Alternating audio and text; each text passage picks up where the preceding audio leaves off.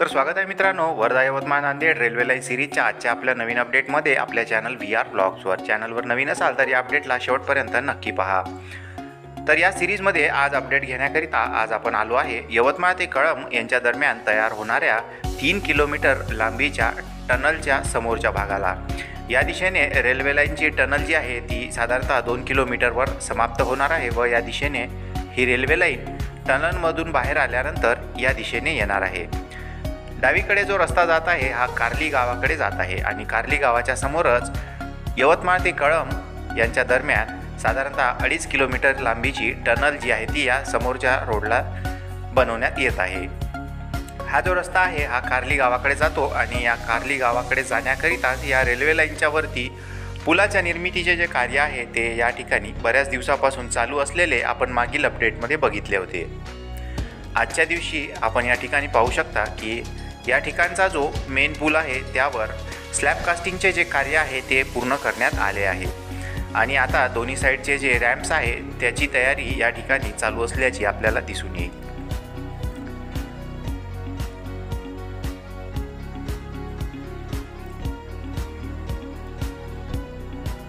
तर समोर आपल्याला दिसू शकेल की या ठिकाणच्या मेन ब्रिजचे काम हे पूर्ण झाल्यामुळे त्या खालचे काम करायला देखील फार वेळ लागणार नाही, परंतु या दोन्ही साईडचा जो रॅम्प आहे तो या ठिकाणी व्हायचा अद्याप बाकी आहे. तरी देखील या ठिकाणच्या पुलाचे काम हे 60 ते 70% पूर्ण करण्यात आले आहे. तर मित्रांनो, कळंबपासून यवतमाळपर्यंत साधारणतः या 38 किलोमीटरमध्ये विविध लोकेशनवर काम हे नव्या स्वरूपात या नवीन वर्षामध्ये चालू करण्यात आले आहे आणि त्यातीलच हे जे काम आहे हे देखील नव्या जोमाने सुरू करण्यात आले आहे. या ठिकाणच्या पिलर निर्मितीचे जे कार्य आहे ते या ठिकाणी पूर्ण करण्यात आले आहे. काही भागांवर गर्डर लॉन्चिंग तसेच स्लॅब कास्टिंग ही व्हायची बाकी आहे. रॅम्पची या ठिकाणी तयारी देखील पूर्ण सुरू झालेली आहे व त्याचे काम देखील जवळपास 60 ते 70% या प्रमाणात करण्यात आले आहे.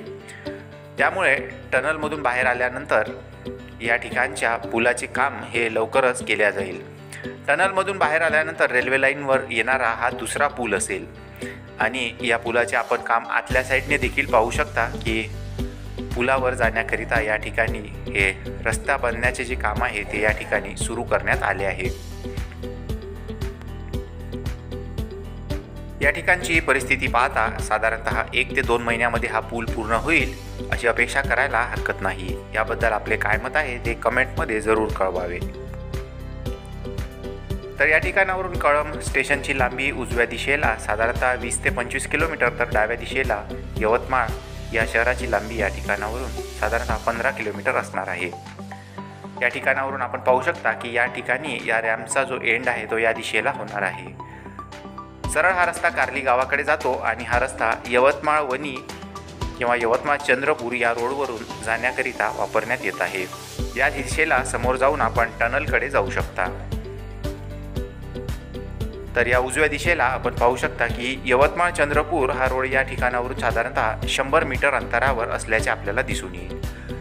समोर आपल्याला जी कमान दिसते आहे ही कमान या कार्ली गावाकडे जाणाऱ्या रोडकरिता बनवण्यात आली आहे. डाव्या दिशेला रस्ता चंद्रपूर तर उजवीकडे यवतमाळ शहराकडे जातो. यवतमाळ शहराकडे जातानाच येथून 5 किलोमीटर अंतरावर तळेगाव हे गाव आहे आणि तळेगाव हे या ठिकाणावरून 5 किलोमीटर असल्यामुळे त्या ठिकाणी देखील एक रेल्वे स्टेशन हे बनवण्यात येत आहे. या दिशेने आपण पाहू शकता की पुलाच्या कास्टिंगचे जे काम आहे ते या ठिकाणी पूर्ण करण्यात आले आहे आणि त्यानंतर या रेल्वे लाईनचे जे काम आहे खालच्या दिशेने करण्यात येईल व या ठिकाणची जास्त भराव झालेली माती काढण्यात येईल आणि समोर देखील एका ठिकाणी खडक फोडण्यात येत असल्याचे काम आपल्याला दिसून येत आहे. या ठिकाणावरून रेल्वे लाईन सरळ ही 2 किलोमीटर अंतरावर असणाऱ्या तळेगाव रेल्वे स्टेशनवर जाणार आहे. तर मित्रांनो, या रस्त्याने आता पुढे आल्यानंतर आपण आलो आहे आता तळेगाव रेल्वे स्टेशनच्या अगदी नजीक आणि या ठिकाणी पाहू शकता की या ठिकाणी एका बिल्डिंगच्या निर्मितीचे जे कार्य आहे ते प्रगतीपथावर आहे. कळंब ते यवतमाळ यांच्यामध्ये येणारे तळेगाव हे एकमेव रेल्वे स्टेशन असणार आहे आणि या बिल्डिंगच्या समोरच आपल्याला ॲडमिनिस्ट्रेटिव्ह बिल्डिंग दिसू शकेल ज्याचे कार्य या ठिकाणी बऱ्याच काळाआधी तयार करण्यात आले होते.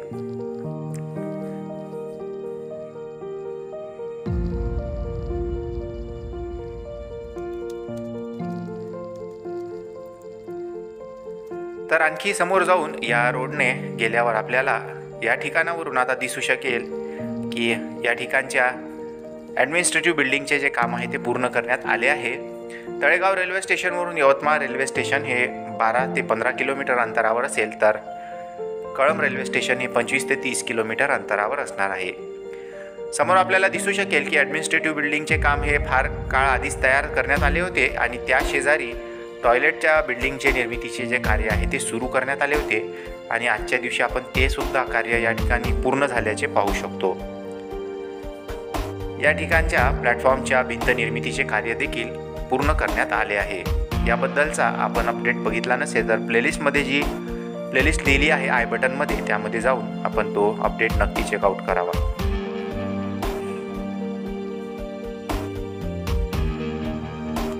या ठिकाणच्या स्टेशनचे काम व्हायला अजून देखील 6 ते 8 महिन्याचा कालावधी या ठिकाणी लागू शकेल. यवतमाळ चंद्रपूर रोडवर यवतमाळ शहरापासून साधारणतः 12 किलोमीटर अंतरावर तळेगाव हे असणार आहे. तर मित्रांनो, तळेगाव रेल्वे स्टेशनला क्रॉस करून ही रेल्वे लाईन ही या समोरच्या या दिशेला येत आहे. या ठिकाणावरून तळेगाव हे 2 किलोमीटर अंतरावर असणार आहे आणि आता आपण भारी या गावाकडे जाणाऱ्या रोडकडे आलो आहे.